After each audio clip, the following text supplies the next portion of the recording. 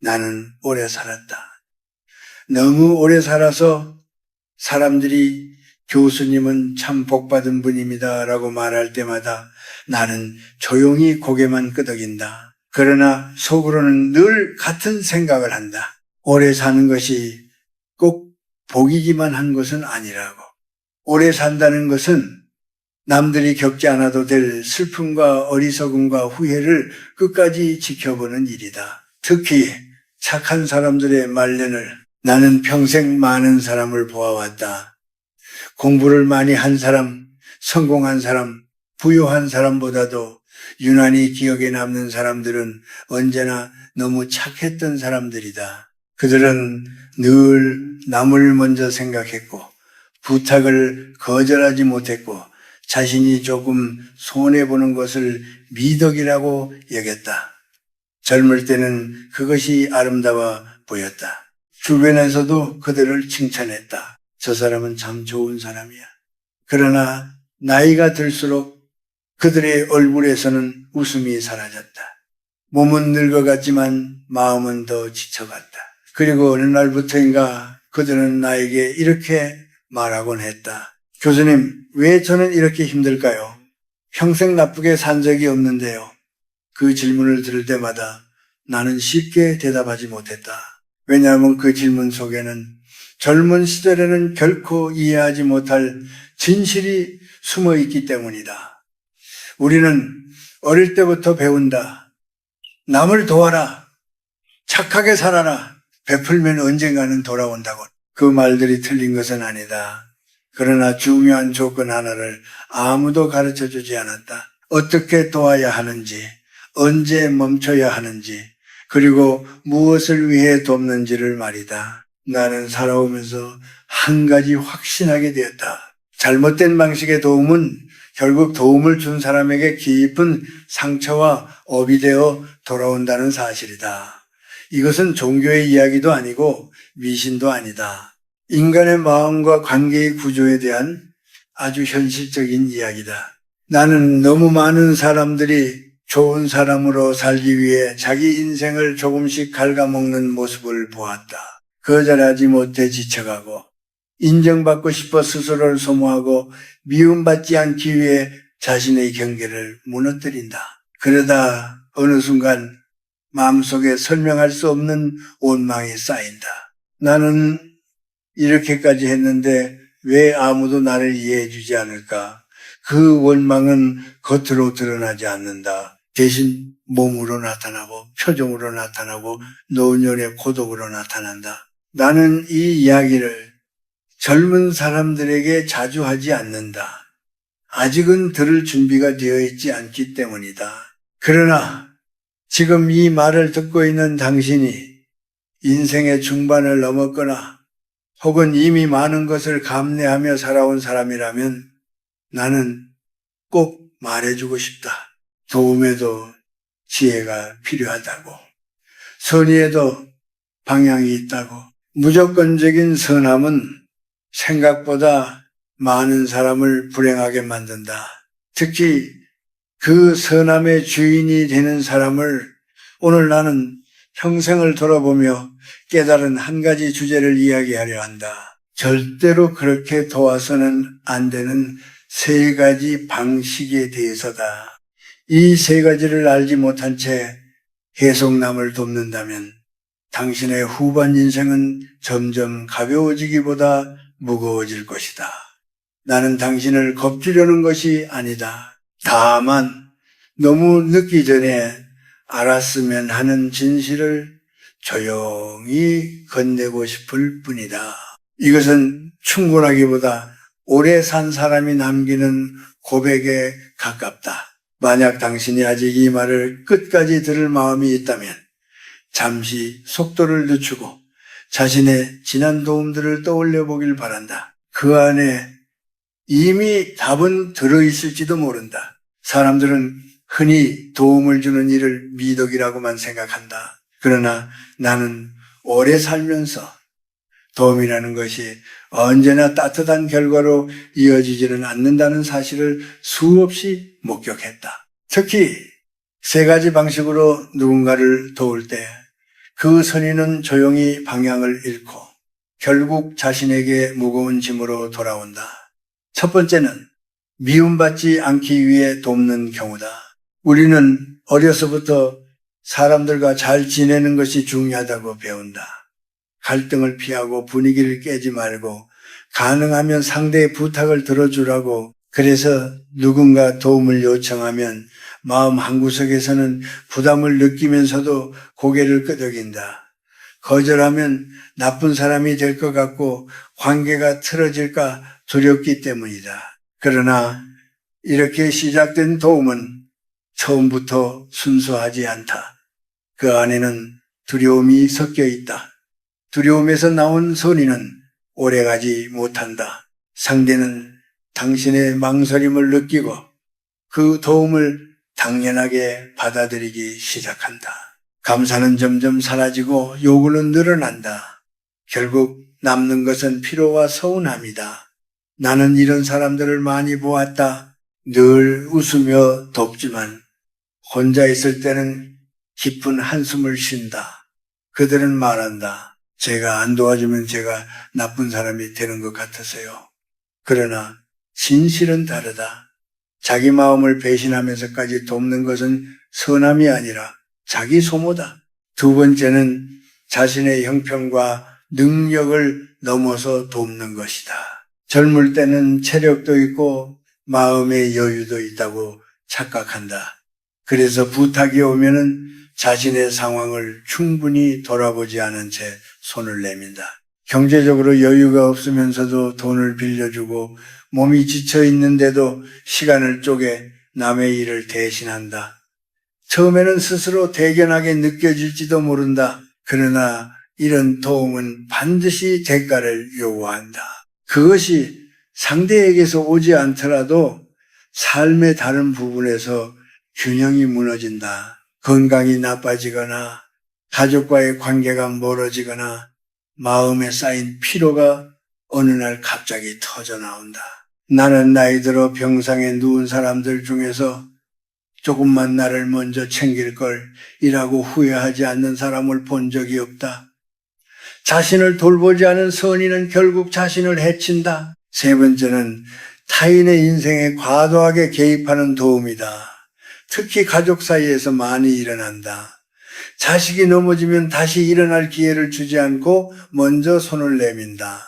가까운 사람이 실패할 때마다 그 책임과 결과를 대신 감당해준다. 그 마음이 사랑에서 비롯되었다는 것을 나는 안다. 그러나 그렇게 빼앗긴 것은 편안함이 아니라 성장의 기회다. 사람은 자기 몫의 고통을 통과하지 않으면 단단해지지 못한다. 누군가의 삶을 대신 살아줄 수는 없다. 나는 평생을 걸쳐 이런 도움을 주다 지쳐버린 부모들과 여전히 미숙한 채로 남은 자식들을 보아왔다. 돕는 사람은 늙어가며 원망을 품고 도움을 받은 사람은 감사할 줄 모른 채 의존한다. 이것은 불행한 공생이다. 도움은 상대의 삶을 대신 짊어지는 것이 아니라 스스로 걸어갈 수 있도록 한 걸음 옆에서 지켜보는 일이어야 한다. 이 세 가지 방식의 공통점은 하나다. 도움 속에 지혜가 빠져 있다는 것이다. 선의만으로는 관계를 지킬 수 없다.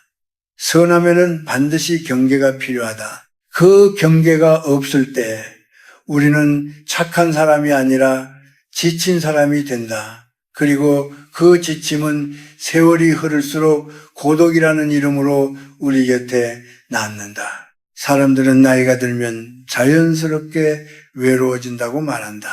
친구가 줄고 몸이 예전 같지 않고 세상이 빨리 변하니 어쩔 수 없다고들 한다. 그러나 나는 오래 살면서 외로움에도 종류가 있다는 것을 알게 되었다.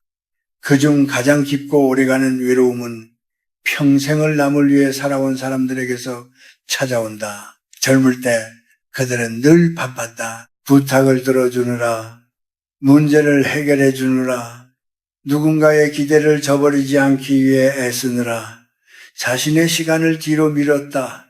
그때는 그것이 삶의 의미라고 믿었다. 내가 필요하다는 사실이 나를 존재하게 만든다고 생각했다. 그래서 힘들어도 참고 서운해도 웃었다. 이 정도쯤이야 라는 말로 스스로를 설득하며 살아왔다. 하지만 세월은 정직하다. 몸이 늙어가듯 마음도 정직하게 그 대가를 요구한다. 어느 순간부터 그들은 깨닫기 시작한다. 내가 도와주지 않으면 연락하지 않는 사람들이 있었다는 것을, 내가 먼저 손 내밀지 않으면 관계가 이어지지 않았다는 것을, 그 사실을 깨닫는 순간 마음은 조용히 무너진다. 화를 낼 수도 없고 따질 수도 없다. 스스로 선택한 삶이었기 때문이다.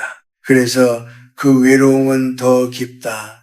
누구를 탓할 수도 없이 혼자서 감당해야 하기 때문이다. 나는 그런 사람들의 눈빛을 기억한다. 겉으로는 여전히 온화하지만 눈 안쪽에는 설명할 수 없는 허전함이 자리 잡고 있다. 나는 이만큼 했는데 라는 말이 목까지 차오르지만 입 밖으로는 나오지 않는다. 대신 밤이 길어진다. 텔레비전을 켜놓고도 아무것도 보지 않고 전화기를 들여다보며 누군가 먼저 연락해 주기를 기다린다. 그러나 연락은 오지 않는다.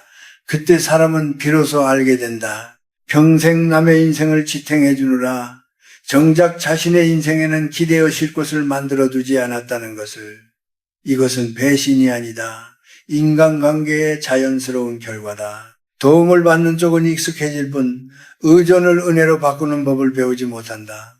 우리는 흔히 착한 사람이 기억에 오래 남을 것이라 생각하지만 현실은 다르다. 사람들은 편안했던 관계를 기억하지 희생을 기억하지 않는다. 특히 그 희생이 조용하고 말이 없을수록 더 그렇다. 나는 이 사실을 알게 된 뒤 오히려 마음이 조금 가벼워졌다. 기대를 내려놓게 되었기 때문이다.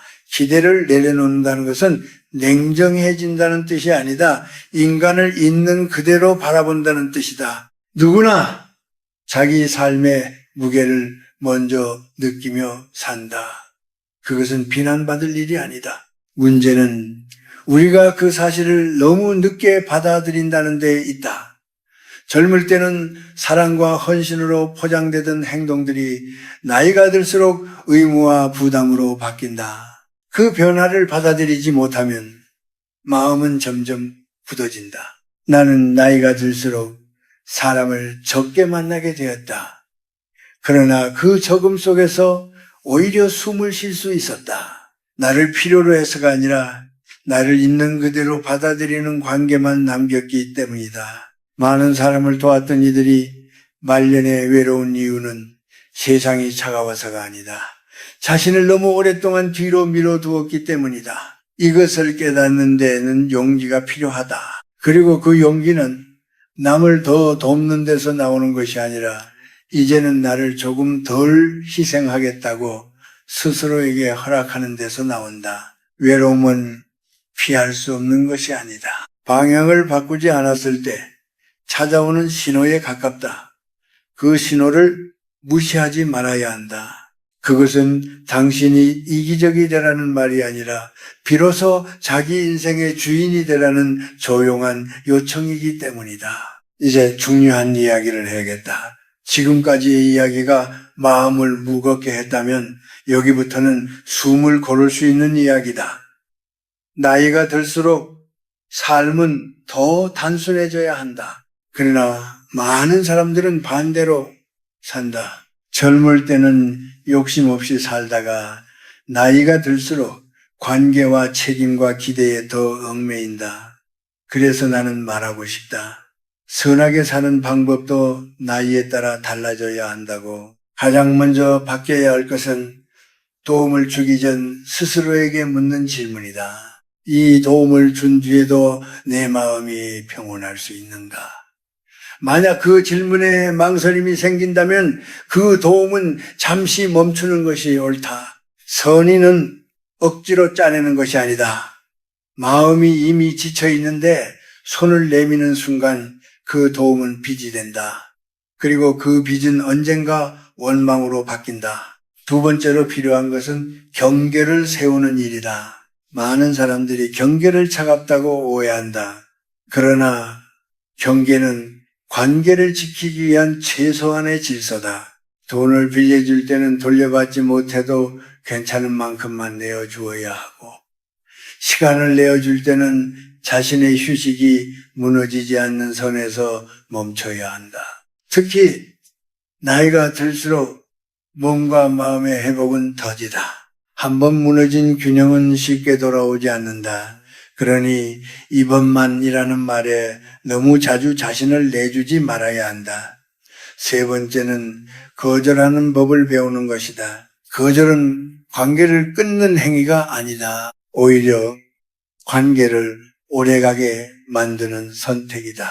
길게 설명하지 않아도 된다. 미안해할 필요도 없다. 지금은 어렵습니다. 라는 한 문장이면 충분하다. 그 한 문장을 말하지 못해 평생을 끌려다니는 사람들이 너무 많다. 나는 나이가 들수록 말을 줄이고 선택을 분명히 하는 사람이 더 지혜롭다고 느낀다. 네 번째는 내려놓아야 할 것들을 분명히 하는 일이다. 이제는 모든 사람에게 좋은 사람이 되려는 욕심을 내려놓아야 한다. 세상에는 언제나 서운해할 사람이 있고 오해할 사람이 있다. 그것을 모두 책임지려 하면 인생은 끝없이 무거워진다. 특히 오랫동안 당신의 선의를 당연하게 여겨온 사람들에게서 한 걸음 물러나는 것은 죄가 아니다. 그것은 늦었지만 필요한 정리다. 다섯 번째는 표현을 기준으로 삶을 재정비하는 것이다. 얼마나 많이 주었는지가 아니라 하루를 마칠 때 마음이 얼마나 조용한지가 중요하다. 관계도 마찬가지다. 함께 있고 나서 더 지치는 관계는 아무리 오래되어서도 다시 생각해 볼 필요가 있다. 반대로 말이 없어도 편안한 관계 하나면 인생은 충분히 버틸 수 있다. 나는 나이가 들수록 사람을 고치는 일보다 거리를 조절하는 일이 훨씬 중요하다는 것을 깨달았다. 사람은 잘 변하지 않는다. 그러나 거리는 조절할 수 있다. 그것만으로도 삶은 훨씬 부드러워진다. 마지막으로 하고 싶은 말은 이것이다. 이제는 남의 인생을 바로잡으려 애쓰지 않아도 된다. 조언을 구하지 않는 사람에게 조언하지 말고 도움을 요청하지 않는 사람의 문제를 먼저 해결하려 들지 말아야 한다. 그 에너지를 자신에게 돌려야 한다. 산책을 하고 차를 마시고 하루의 속도를 늦추는 것, 그것이 이기심이 아니라 오래 살아남기 위한 지혜다. 인생의 후반부는 증명하는 시간이 아니라 정리하는 시간이다. 무엇을 더 할 것인가 보다 무엇을 더 이상 하지 않을 것인가를 결정해야 한다. 그렇게 하나씩 내려놓을 때 비로소 선의도 가벼워지고 삶도 숨을 쉬기 시작한다. 이제 이야기를 마무리할 시간이다. 긴 말을 했지만 결국 하고 싶은 말은 단순하다. 인생을 오래 살아보니 가장 어려운 일은 남을 돕는 것이 아니라 언제 멈출 줄 아는 것이었다. 젊은 시절에는 손을 내미는 것이 미덕처럼 보인다. 누군가 나를 필요로 한다는 사실이 삶의 이유가 되기도 한다. 그러나 세월이 흐르면 그 손이 점점 무거워진다. 도움을 주는 손이 아니라 붙잡혀 끌려가는 손이 되는 순간이 온다. 그때 멈추지 못하면 인생의 후반은 조용히 소진된다. 나는 많은 사람들의 말년을 지켜보았다. 크게 잘못 살지 않았고 남에게 상처를 주지도 않았는데 마음이 편하지 않은 사람들이다.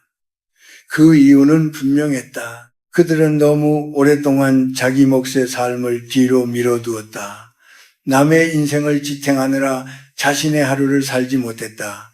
그리고 그 대가는 나이가 들수록 더 분명해진다. 몸이 아플 때, 마음이 약해질 때 곁에 남는 사람은 많지 않다. 그 사실을 받아들이는 것이 차갑게 느껴질 수도 있다. 그러나 그것은 세상이 냉혹해서가 아니라 삶이 원래 그런 구조이기 때문이다. 사람은 각자의 길을 걷는다. 아무리 가까운 사이라도 끝까지 함께 걸어줄 수는 없다. 이 사실을 일찍 알았더라면 좋았겠다고 말하는 사람들을 나는 수없이 만났다. 그래서 오늘 이 말을 듣는 당신에게 조금이라도 빨리 전해주고 싶었다. 이제는 당신의 선의를 모두에게 나눠줄 필요가 없다고, 당신의 마음과 시간을 지켜줄 사람들에게만 남겨두어도 충분하다고. 그것은 인색함이 아니라 존중이다. 자기 자신에 대한 존중이고 삶에 대한 존중이다. 나는 나이가 들수록 조용한 하루가 얼마나 귀한지 알게 되었다. 특별한 사건이 없어도 아침에 눈을 떠 마음이 무겁지 않은 것, 누군가의 요구를 생각하며 하루를 시작하지 않아도 되는 것, 그 평온이야말로 젊은 시절에는 알지 못했던 가장 큰 축복이다. 선하게 사는 것이란 늘 남을 먼저 생각하는 것이 아니라 스스로를 함부로 대하지 않는 것이다. 그것을 깨닫는 데에는 시간이 걸린다. 그래서 나는 늦게 배운 이 진실을 이제 막 그 문턱에 서 있는 사람들에게 남기고 싶다. 만약 당신이 오늘 이후로 한 가지라도 바꾼다면 그것으로 충분하다. 모든 부탁에 즉시 대답하지 않아도 되고 모든 문제를 해결해 주지 않아도 된다. 당신이 숨을 고를 수 있는 여백을 남겨두어라.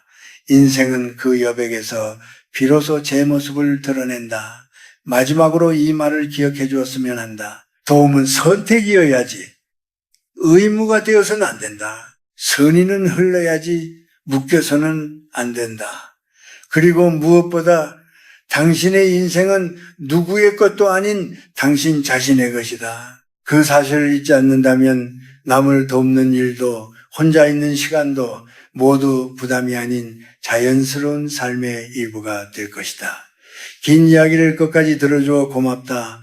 이 말들이 당장 모든 것을 바꾸지는 못하더라도 언젠가 당신의 걸음을 조금 늦추어 줄 수 있다면 그것으로 충분하다.